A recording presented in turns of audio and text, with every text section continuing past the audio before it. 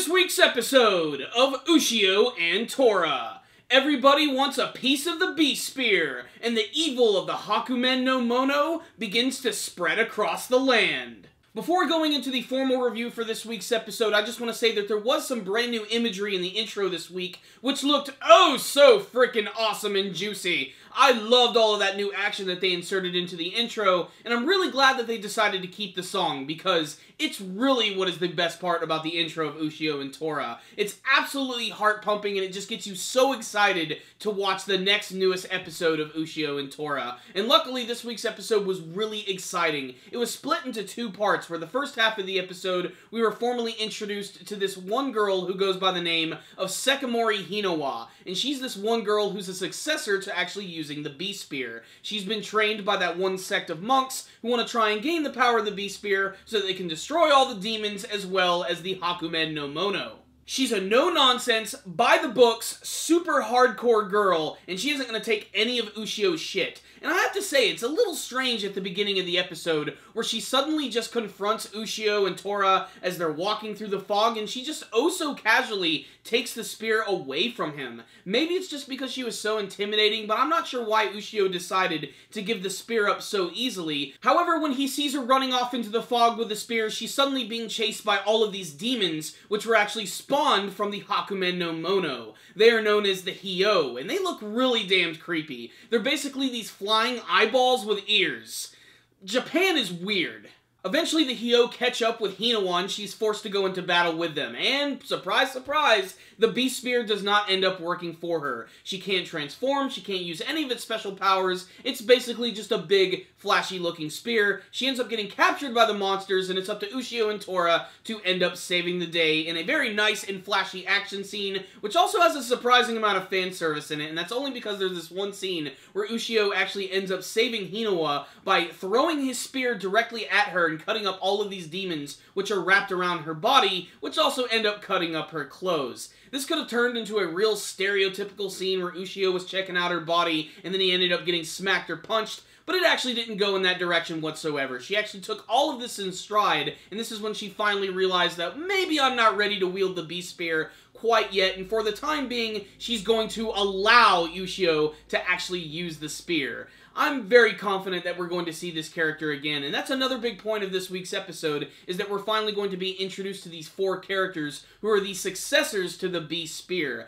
And that's where the second part of the episode takes place. We are introduced to this character by the name of Akiba Nagari. This guy is really weird. I wasn't really quite sure how to read him. He almost seemed like he was going to be a major villain for the series, although he does seem like he is going to be on the side of Ushio and the sects and the monks. But he's not exactly looking for the spear. He's actually more interested in Tora. He actually wants to know why he's been hanging around with Ushio for so long, why he hasn't just straight up killed him quite yet, why his name has been changing, why he's been going through some personality changes. And this pisses Tora off, so they decide to have an amazing battle. Akiba has this really cool weapon, which is this monk's staff, which he can actually use to bend Tora's lightning and deflect it right back at him. He also has these iron stakes, which he actually uses by throwing them like throwing knives, and he actually ends up pinning Tora to a wall in the ground, all of his limbs at once. And this just pisses off Tora even more. And this is also where we start to learn that his regenerative abilities are really damned amazing. And a lot of the time in the series, we can infer from this week's episode that he's been holding back quite a bit, because he actually escapes by literally ripping his arms and legs off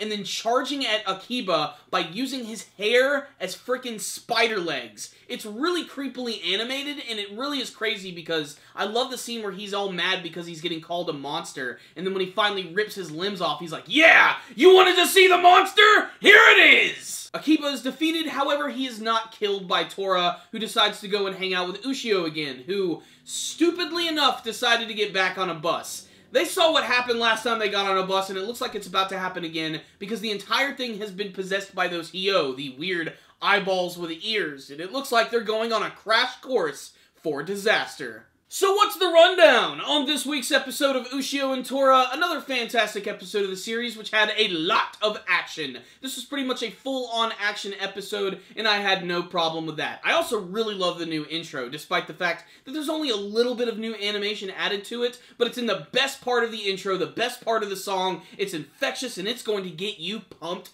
up. If only the series could look like that all of the time. Despite that, this entire episode was really creative and fun, especially with just the look of that demon at the very beginning of the episode. Those weird things that are actually spawned from the Hakumen no Mono, which is a really interesting point because one of the biggest things about Hakumen no Mono is that it doesn't like humans and it doesn't want to compete with other yokai, but it still has the ability to actually create these weird demonic images or ghostly things from its body, so I imagine we're probably going to see some stronger versions of these as the episodes are going to go on. And really, I love that they're finally starting to introduce these characters, these brand new ones, who also appear in the brand new ending of this week's episode, which I do think is a little spoilery, because we haven't seen them all quite yet, and even though just seeing them isn't too spoilerific, I was kind of hoping there would be more of a surprise to seeing these characters as they are revealed. Despite that, I think they're all going to be really interesting, and I imagine they're probably all going to be joining with Ushio, and this is all going to be leading to some sort of big final battle.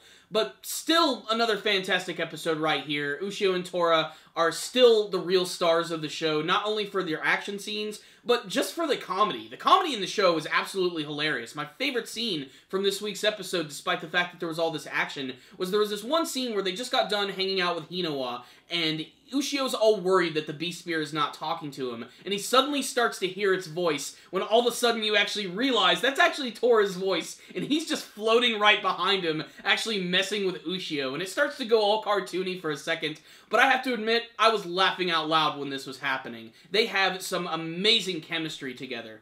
And that's also the main reason why Tora actually says that he wants to stay with Ushio. Whenever he's hanging out with him, he's never bored, because they're always going on these crazy demon-hunting adventures. So, really, again, another really fun, demon-slaying episode of Ushio and Tora, which introduced a lot of new characters, lots of new demons, and it's also the beginning of a next arc with a new intro, so things are going to get really damned exciting from here. Pretty damn solid. Check it out, Ushio and Tora fans. You might see something you like. Thank you guys for watching my review. Make sure to like it, share it with your friends, and subscribe to the channel. That way you'll see all of our latest anime and manga reviews, and I'm currently doing a Star Wars series review right now. I'm making 100 Star Wars videos, all leading up to the release of Star Wars The Force Awakens, so make sure to check that out. I've been working really, really hard on that. But again, as always, the best way to support our channel is to watch our videos, subscribe, and share them with all of your friends. So thank you guys again for watching, and as always,